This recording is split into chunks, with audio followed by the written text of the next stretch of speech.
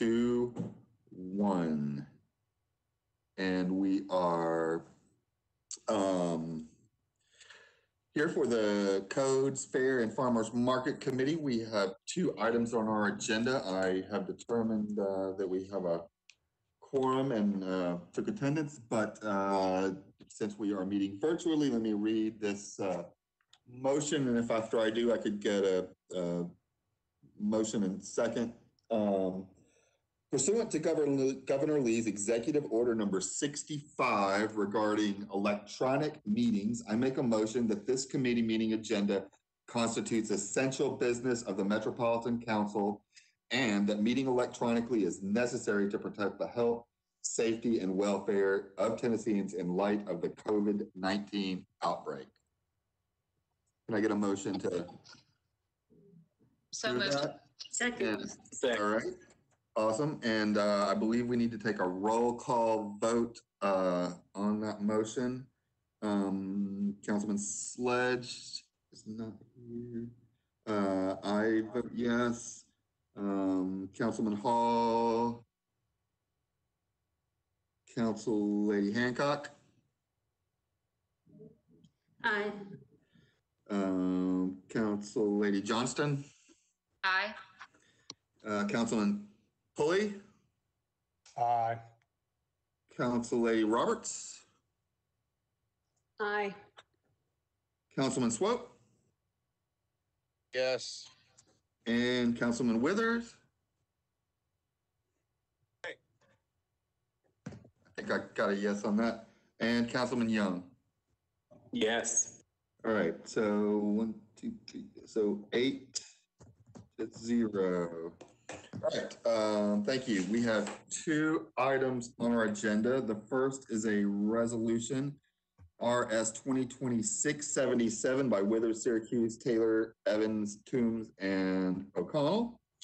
And it amends ordinance number BL 2022-34 to extend the time period for the waiver of certain building permit fees for the repair or rebuilding of property damaged as a result of the March 3rd, 2020 tornado.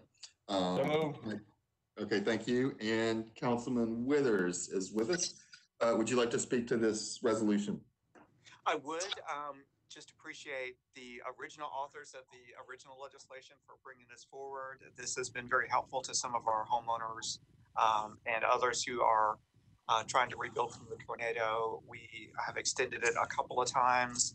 I know that in the Laughlin Springs area and the Rosebank area in District 6, even at this late date, about 8 months or so out from the 9 months out from the tornado, I still have homeowners in some cases still working with their insurance or just now getting architectural drawings and things done so that they can hope to begin construction after the first of the year. And in consideration of that, would request everyone's approval.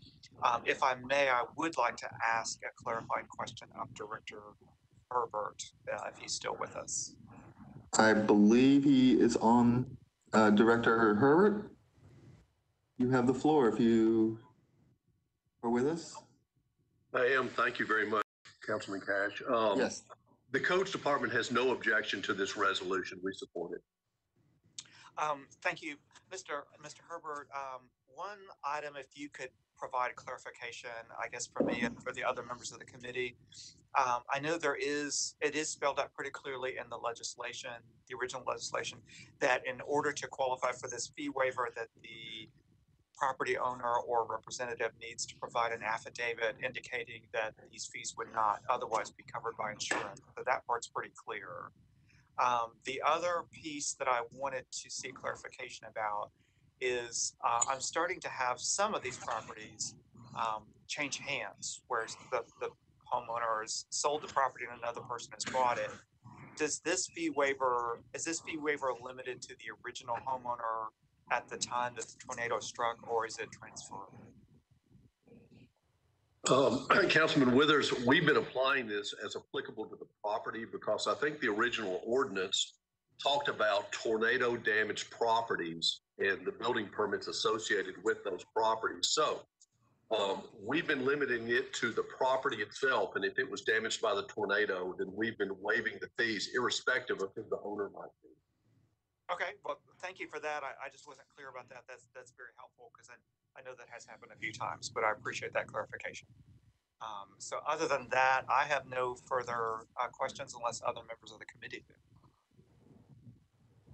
All right, let me check and see. Councilmember Johnston.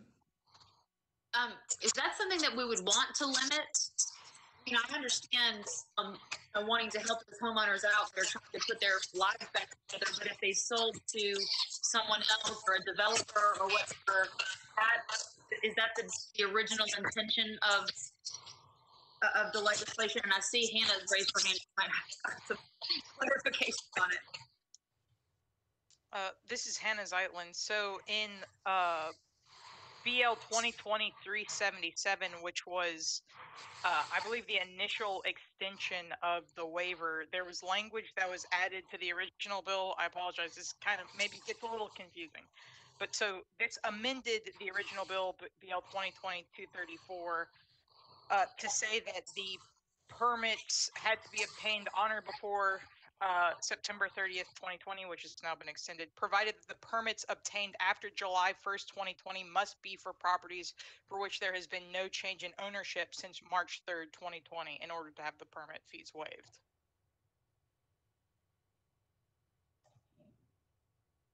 All right, thank you. Councilmember Johnston. No, I think that clears it up. Hopefully that was communicated to codes so that that's the way that it's being enforced. I can address that. I'm not sure that we've received anywhere the permit where the property has changed hands. So I don't know whether what I said previously was had any real relevance to it. But in any event, we will follow whatever the ordinance says. All right, thank you. All right, let me see if there are any other hands.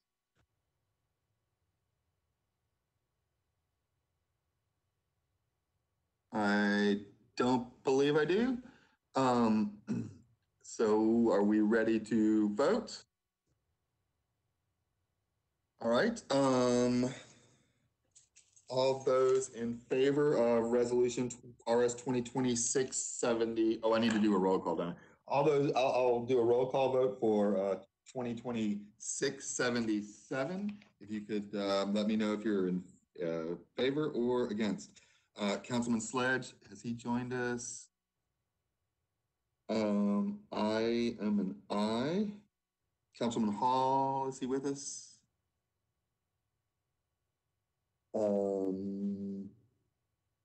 Council Lady Hancock?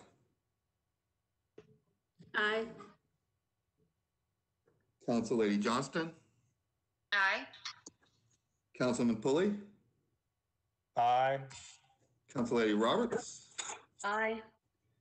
Councilman Swope? Yes.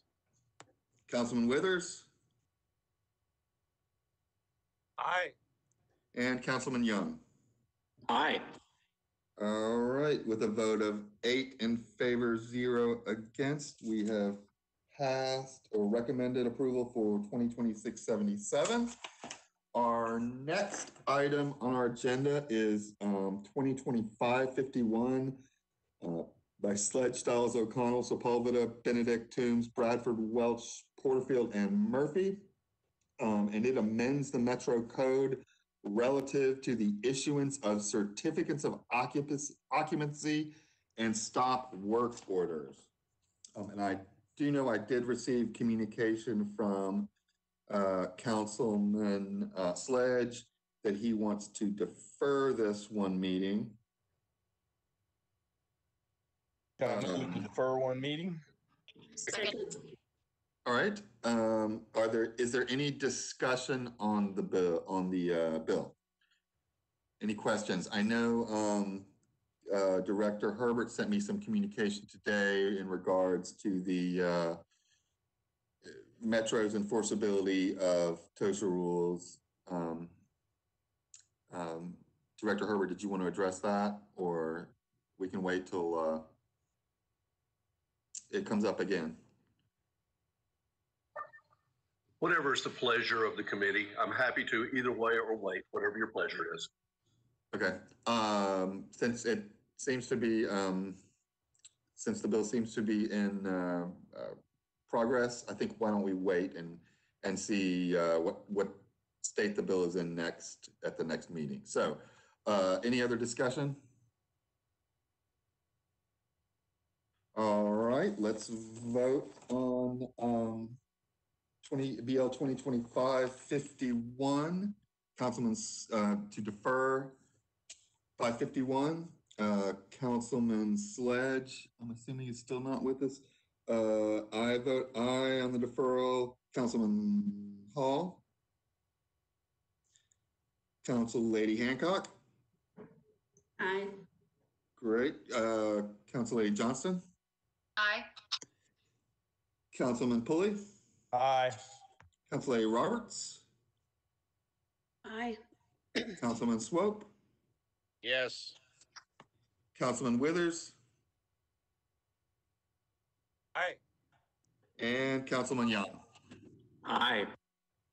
All right, by a vote of 8-0, we recommend deferral for one meeting. All right, that's all I have. Anything else for the good of the committee? All right, thank you very much. We are adjourned.